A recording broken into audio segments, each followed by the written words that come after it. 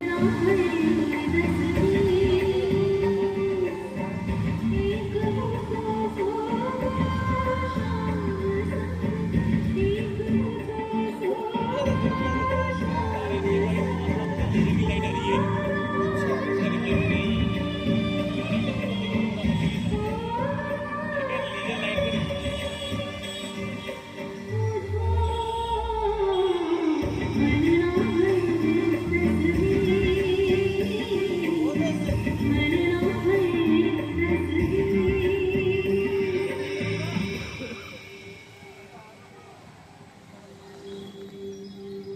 कृष्ण के प्रति उनका ऐसा निश्चल प्रेम देख मैं धन्य हो गया। उनकी व्यथा मिटाने मैं कई मास उनके साथ रहा। भगवान की लीलाएं सुना उन्हें भी सुख देता और स्वयं भी आनंदित होता। और ब्रज में वास करने का सुख तो ऐसा है जैसे गुंगे का गुड़। ये ऐसी दिव्य अनुभूति है कि उसे व्यक्त नहीं किया जा सकता। देव ऋषि, मैं गोवर्धन जी की महिमा क्या कहूँ। इस महान पर्वत को 7 दिन तक अपनी उंगली पर धारण कर भगवान ने इंद्र का अभिमान भंग किया था। प्रभु के प्रेम की कोई सीमा नहीं। यह सृष्टि उनके प्रेम की ही अभिव्यक्ति है। इस कुसुम सरोवर का निर्माण भी तो प्रभु ने प्रेमवश ही किया था। तो भक्तों के कल्याण के लिए वो कथा भी कह दीजिए। मेरी तरह आप भी कृष्ण कथा की रसिया है नारद जी। राधे राधे, इसमें क्या संशय है। तो सुनिए, एक दिवस अपनी सखियों के साथ श्री राधा इस स्थान पर आई थी। राधा जी, ये पीले पुष्प भी ले लेते हैं। बस बस, काफी पुष्प जमा हो गए हैं। अब चलो, नहीं तो पूजा का समय निकल जाएगा।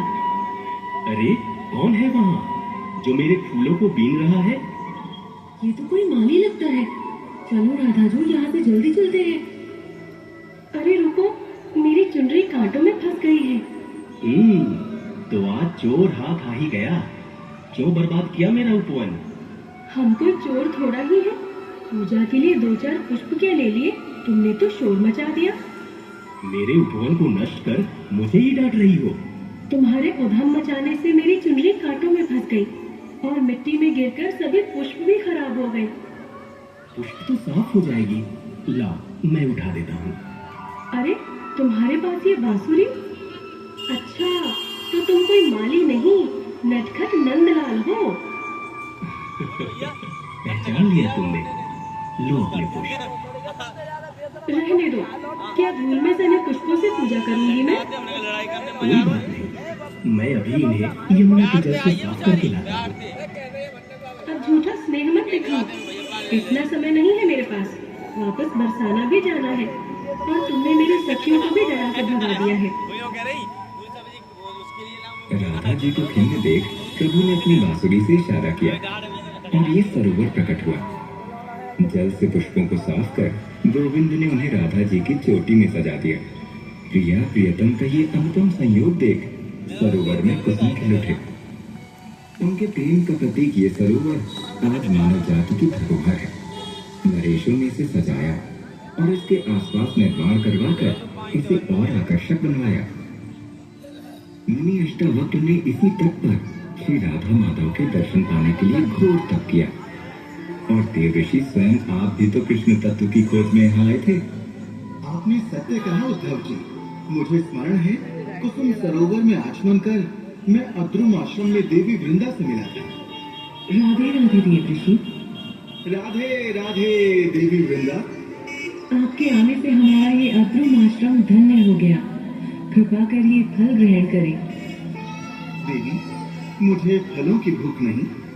मैं दीन तो कृष्ण तत्व पाने का अभिलाषी हूँ। कृपया मेरी सहायता करें। अवश्य, ये तो मेरा सौभाग्य होगा। देवी वृंदा ने मुझे अपनी सखी माधवी के साथ विदा किया। देवी माधवी ने मुझे वृंदासन में स्नान करवाया तो मैं एक स्त्री में परिवर्तित हो गया।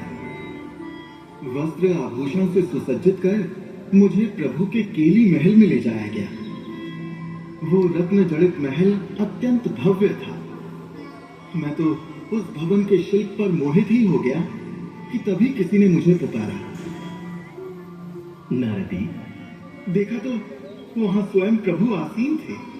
ललिता आदि सखियों से घिरे भगवान के तेज के समक्ष सभी रत्न कांच के टुकड़े प्रतीत होते थे।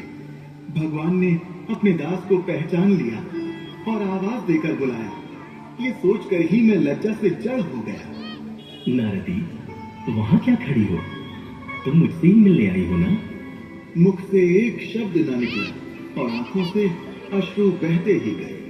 न कोई इच्छा रही, न अभिमान।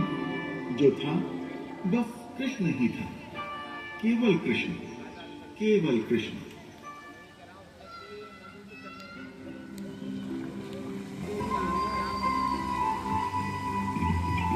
महल की लाइट नहीं चलेगी अभी? महल की लाइट नहीं चलेगी? जलेगी वो बात, ये चलेगी ना अभी, ये चल रही है ना, इसलिए बंद कर दी है वो। ये खत्म हो, ये टाइम लगेगा थोड़ा सा।